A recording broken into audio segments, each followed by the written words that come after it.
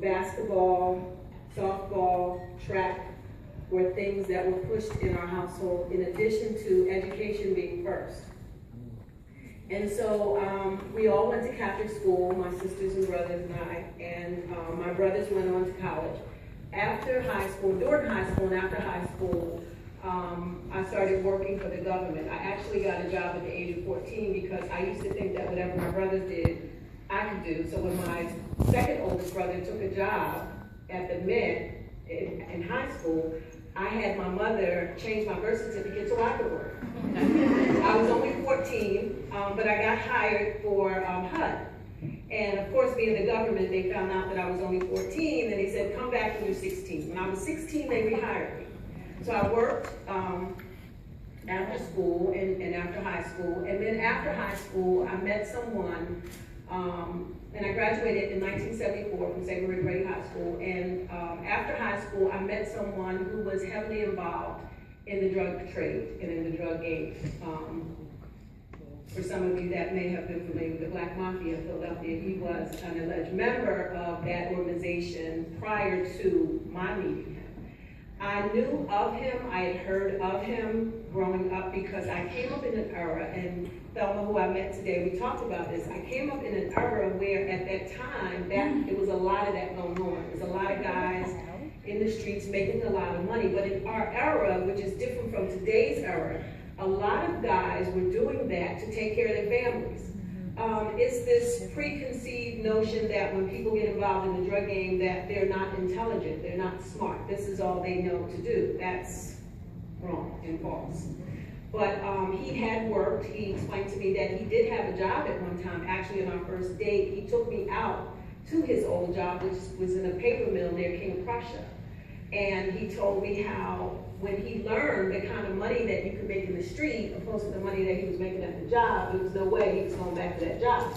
So he got involved in the drug game and became very, very big in that game. And so we started dating and fell in love, and I talk about this in my book, With Eyes from Both Sides.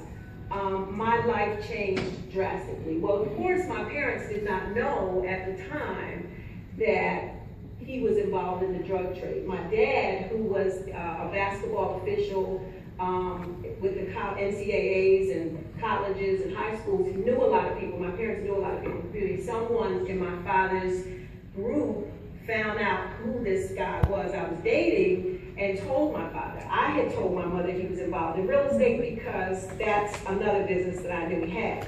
So, you know, you tell your parents what they think they need to know. I'm 21 years old at the time. And so, you know, eventually we fall in love. In 1982, we had a son. I was living in South Jersey. We lived in South Jersey at the time. And in 1983, we were married. We had a very good life. My husband would get up and go out every day like any other working class man. He'd get up, he'd go out, he'd do his business. I took care of home, I took care of my son. Our whole goal was to try to give our son the best education that money could buy. You know, the money was for our future. It was okay. He would say to me, give me a 10-year run. I'll get in, we'll get out, we'll move to LA. We've been to LA, we have friends in LA, we'll move to LA, I'll get out of this game. Everything was wonderful. We lived very well. In 1985, things began to change, and I mean drastically. There were times when, you know, he wasn't coming home. I didn't know what was going on, and a major drug war erupted in 1985, where two of his associates were murdered.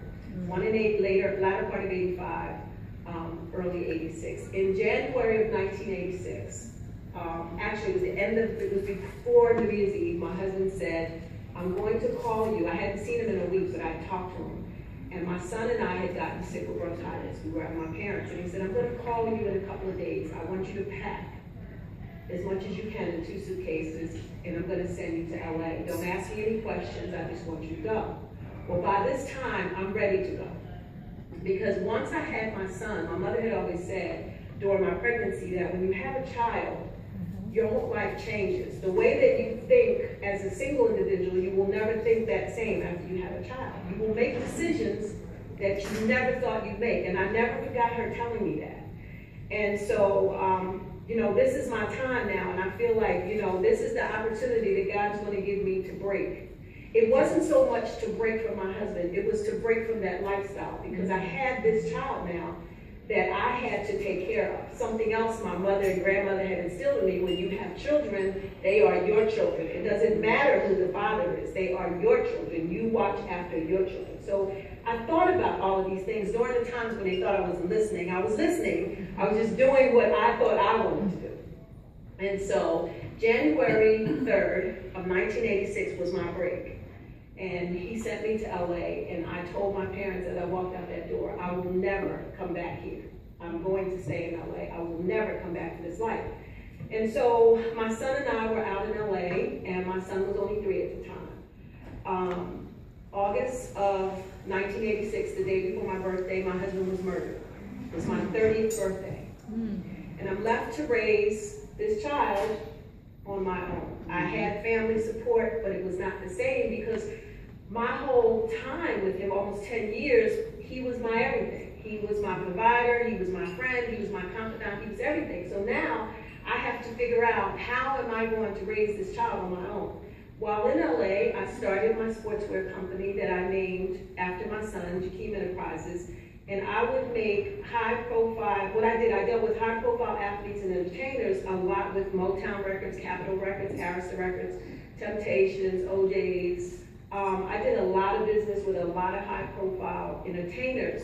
So my business was doing pretty well. So I said, okay, I'll continue this business in LA and I'll stay in LA.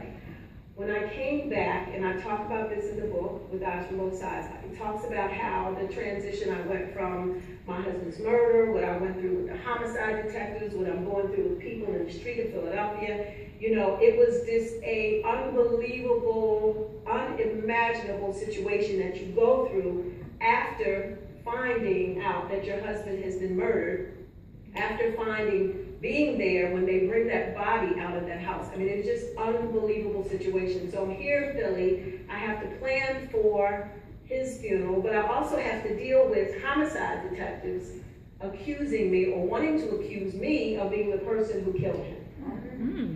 So, okay, in the middle of that, I'm now dealing with my husband's associates, and also people who thought I didn't know that they were part of the drug war, and they were looking for my husband to kill my husband prior to his murder. It just so happened they did not get the opportunity, someone else did. So I'm dealing with all of this in a span of a week and trying to plan a funeral.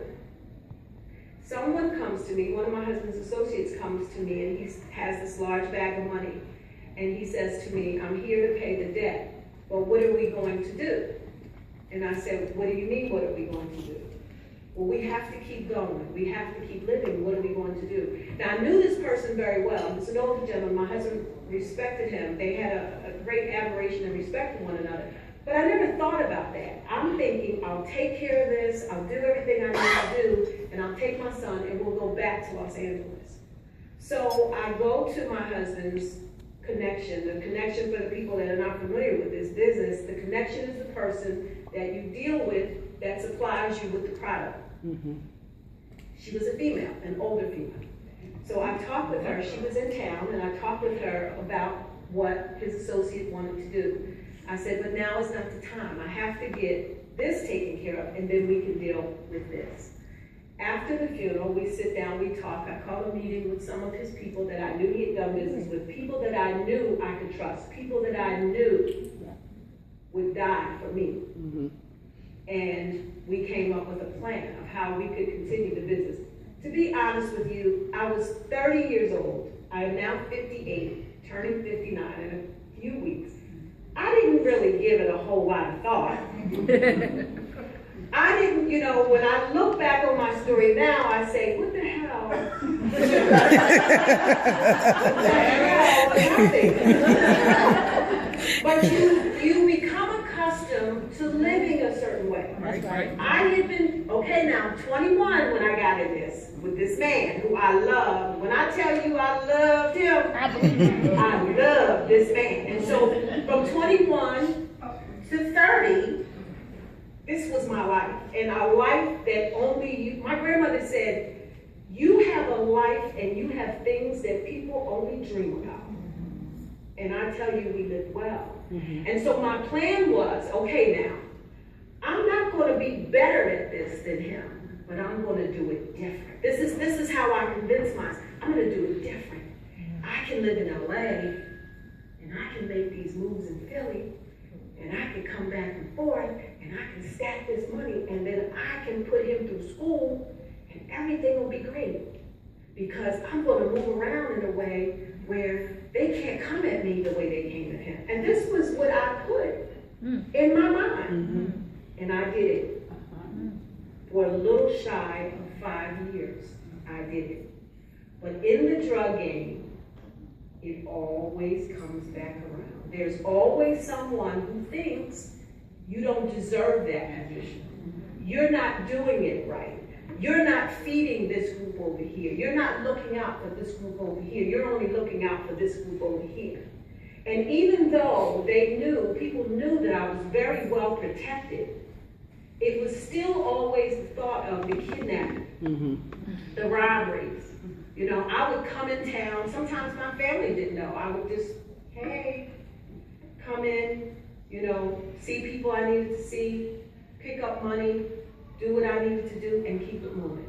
But only people that were involved in my group and people that I did business with knew what I was doing. I was not the type of person who flaunted this illegal activity. I didn't solicit people. I didn't have people on corners. I didn't have workers. I had people that were high-level people that my husband did business with, and however they did their business was their business. You have my money, you get your product, and I'm done. If I never see you again, it's okay. If you need me, call me. I'll make sure you're okay, and I keep it moving. And for almost 5 years, I did that until all of a sudden, everything started to fall apart. 3 major incidents that happened, one right after the other. And I tell you, by the grace of God, I am here to stand before you and others. And I travel the world, and I talk to people about my story. And this is a way now for me to reach back and give back and explain, especially to our young women, because the incarceration rate right now, we have over 22 million people in the United States incarcerated. 1/3 of that incarceration population is our young women. That's right. Our young women, and more so for drugs and drug activity. Yep. So I've been going to prisons. I was a keynote speaker at the Riverside Correctional Facility for Women in Philadelphia.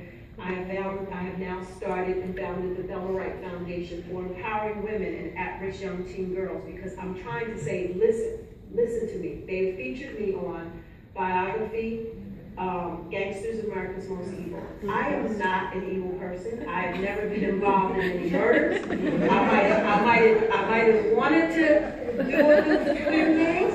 I did not. I did not promote violence. I did not condone violence.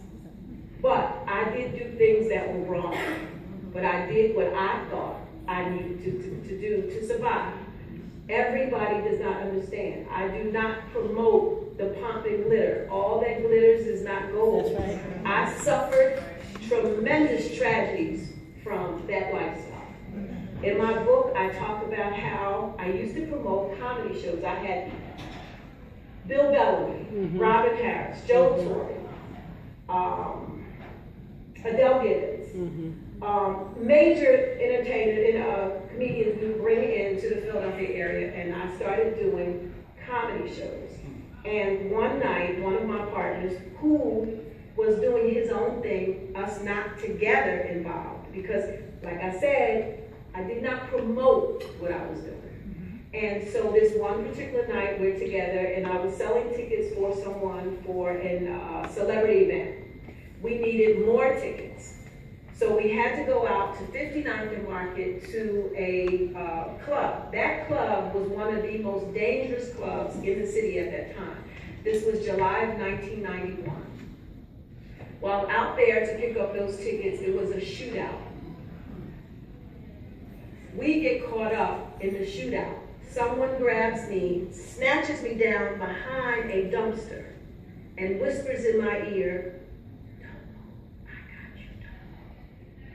when I tell you the gunfire ran out, it seemed like forever.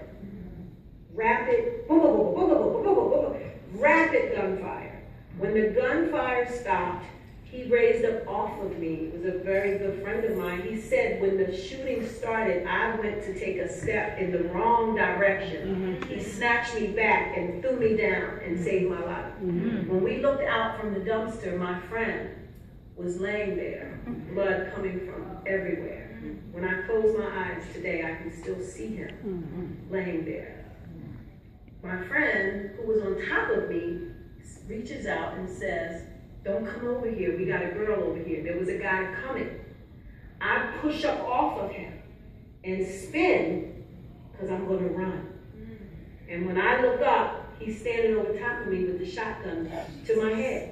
I don't see him, I see the 2 barrels, I see beige khakis from the knees down. I grabbed my purse and I put it to my chest, and I closed my eyes and I prayed and I begged, "Please don't kill me." When I opened my eyes, he was standing back over top of my friend with the shotgun to make sure he didn't move. He went in the club and you heard boom, he shot another one of our friends. They took me, they threw me in the car. I jumped back out the car because I don't want to leave. I'm thinking, I'm probably a little insane by this time. I don't want to leave my friend when he's dead, but I can't conceive that he's dead.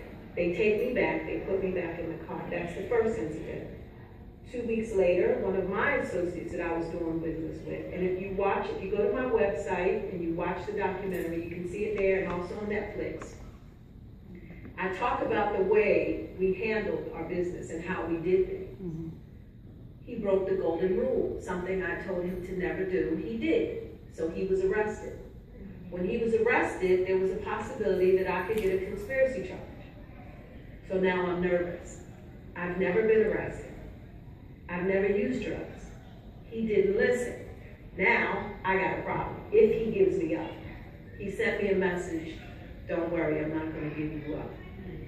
But I was nervous. 2 weeks after that, actually 2 to 3 weeks after that, my connect, she was murdered in a house in Los Angeles. She took a ride with someone, just like my husband did, and they killed everyone in the house, execution style. 3 things, 1, 2, 3, it's time to go. The game is over. Can't play this game anymore. I'm done. What is my son going to do if something happens to me? What's going to happen to my son? That was my whole objective, was to make sure that he did not live that life, that he did not get connected with people in that life. I came back to New Jersey. I enrolled my son in Morristown Friends School, where he graduated with the class of 2000. He went on to LaSalle University for 1 year. He made it as the first black walk-on in the basketball team, freshman guard. He was seen in a pickup game at Franklin and Marshall College. They called me up. "We'd like your son to attend Franklin and Marshall College." My thing is, if you can make the numbers right, he can go. He graduated from Franklin and Marshall College with a degree in government in 2005. My whole objective was to make sure that he was okay, to make sure and to keep that promise that my husband and I had made. And I said, God, by whatever means is possible, I'm going to get him through school. So now, in 2009, I started in real estate. I was working in banking, and I lost my job in Maryland in 2008. My son says, "Mom, you should come back. You need to come back here." I didn't want to come back here. But I knew if I came back here, I could possibly have a better opportunity getting a job here than I could in Maryland, where I didn't really know a lot of people. So my son convinced me to come back. We stayed together for a year. And in 2009, I was hired as a property manager through Gadenzia. Gadenzia is a nonprofit organization that deals with drug, alcohol, and mental health. I became the property manager for women who are heads of household and their children. At that time, I was coming in as the 3rd property manager for this one community because they were running the women off.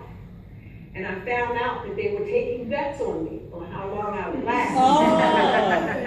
And so one day I had words with one of the girls and I said, "Listen, Don't get this twisted. No, that's right. Don't look at me and get this twisted, because I got a whole different side. That's right. That's right. So I felt as though I had been talking for like 15 years about how I needed to do a book. I had so many different layers to my life, but I felt like being at Cadencia, it was a calling for me.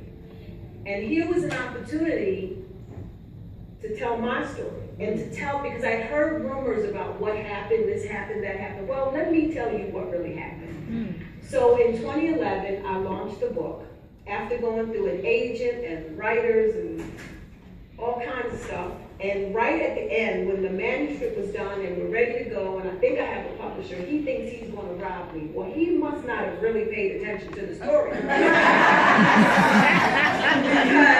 I was at the 11th hour, I had this manuscript, I'm ready to go, and I hired my son connect. My son knows really good. He's actually walking in my steps, because he started working with high-profile athletes and entertainers as well in a different business. And he connects me with this really high-powered entertainment attorney.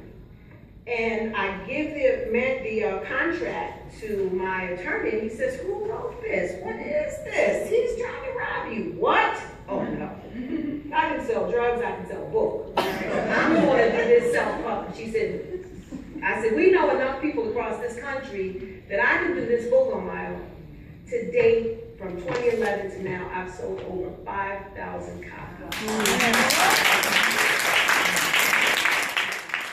After my book launched in July 2011, in June of 2013, I was featured on Gangsters America's Most Evil. I asked these people, how did you find me? They said, well, we punched in a couple of things and all this stuff came up on you. And after reading the book, we knew we wanted to feature you. And they didn't pay me for that, but the platform that I have received is, it's just been amazing. I've gotten emails from the beginning. All right. You know, people know my story, they're familiar with my story, the book is traveling all over the place. And since then, I've recently signed with a company in Los Angeles, producers in Los Angeles, to try to go for a TV series Awesome. about my story. So it's been amazing. But being with Cadencia was really a calling for me, because after working with the women, and I did the book, and I would give the book out to a few of the ladies, and then I'd let some of them buy it at discounts or whatever. You know, I found out that this was really my calling. And so I've been talking to women, not just women, because I have young men that reach out to me as well. That's right. And so what I'm doing is my platform this year has been education versus incarceration. And I'm saying, listen, I'm trying to get to you before you put the jumpsuit on. Because once you put the jumpsuit on and you end up in the system, it's a whole different ballgame. That's right. A whole different ballgame. So I go around now. I was just recently at the Universal Ordinary Charter School. They've had major problems with the young ladies fighting each other. And informing the Thelma Wright Foundation, I have a young lady who works with me now, and she was 16 years old when one day, after a fight, because a young lady had taken something from her home, she got a call that morning that they were going to jump her at the bus stop. So she grabs a knife, she goes to the bus stop, and they did come to jump her. Several ladies came, and one in particular, she's 16, one was 22. And they jumped her, and she was swinging with the knife. She cut one of the ladies, not knowing she had sickle cell. And she died, and she ended up with a manslaughter case at 16. She said when she was 16 going to 17, instead of going to the prom, she was trying to decide, am I going to have a jury or a judge? 23 years later, she now has 3 master's degrees. Okay. She'll be leaving on the 17th this month to go to Dublin to study abroad.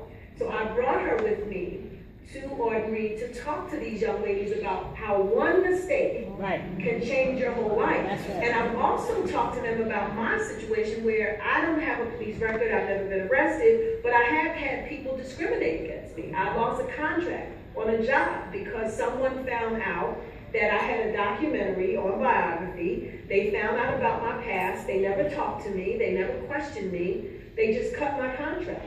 And that was my livelihood. But I knew that was God's way of pushing me, because I had been talking about the foundation, and this is God's way of saying, start your own foundation. Stop going to work for other people. So I'm trying to talk to the women to cut down on the recidivism. You know what I mean? So they're not going back to jail. I'm saying while you're in jail, take up a trade. When you come home, you can start your own business. You can do your own thing.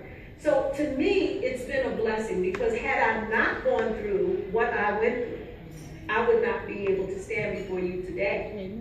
You know what I mean? To try to help and try to reach back. I in no way glorify that lifestyle. I in no way promote that lifestyle because you will end up in heartache and pain. And you know, it's just been an amazing ride for me. But I want to thank you, and I want to thank Tiffany for allowing me to be here today. My book is on sale here for $15 with eyes from both sides. I have a flyer that gives you my website information. If you want to know more about my organization and what I'm doing, if you want to know more about my background, if you just want to go on my website and look around, you can feel free to do that. And please tell others. Please tell. I'm trying to partner with other organizations so I can get the word out and go around and speak. You know, especially to our young women because they are so lost. They are so lost, and they think that they understand and they think they know. And they don't have a clue what is all involved in that lifestyle. Either getting caught up in drugs with using drugs or dating guys that are selling drugs, losing. Nowadays, the laws are so different. You can lose your home. You can lose your car. You can lose your job. Back in the 70s and 80s, you could say, oh, I was just riding with him and I didn't know. And okay, they let you go. No. Mm-hmm. You got a conspiracy. You That's got a right. bail. You need a lawyer. They're not making any money. There was a lot of money made back in those times. I mean, guys were buying their mother's houses and, you know, cars and starting businesses. They were trying to do the right thing as best as they knew how to do the right thing. You know, but the laws have changed. They're so different now. And it's just a whole different element. I mean, you're worried about your partner who's going to give you up because it's now about the first one to the gate. That's right. The first one to the gate gets the best deal. That's right. And now the deals are even getting slimmer. The attorneys want $25,000 retainers. These guys are walking around with $500 in their pocket, driving Big Mama's car and thinking they're selling drugs. It's a joke. Mm-hmm. And I'm talking to them, I'm like, well, what are you doing? You still live at home. You don't have a car. You're trying to meet a girl that has a good job and a car that you can drive while she goes to work. This is what they're going through. You know, and not to mention the domestic abuse side of it. The abuse that you go through. That's right. Some people never recover. I tell you, I am so blessed. I feel so blessed. And I have no people say, oh, will you talk? Will you speak? Will I? Will you listen to me? There you go. I have, I can go on forever and ever. So when Jack mentioned to me about, but Jack knows I will go and speak and talk. And like I told Tiffany, if ever you need me, whenever you want me to come and speak, if there's any organization that you can connect me to, please do, because I'm trying to do everything I can. I know I cannot save the world, but if I can get a few, to me, that's a blessing. So I thank you. Thank you so much.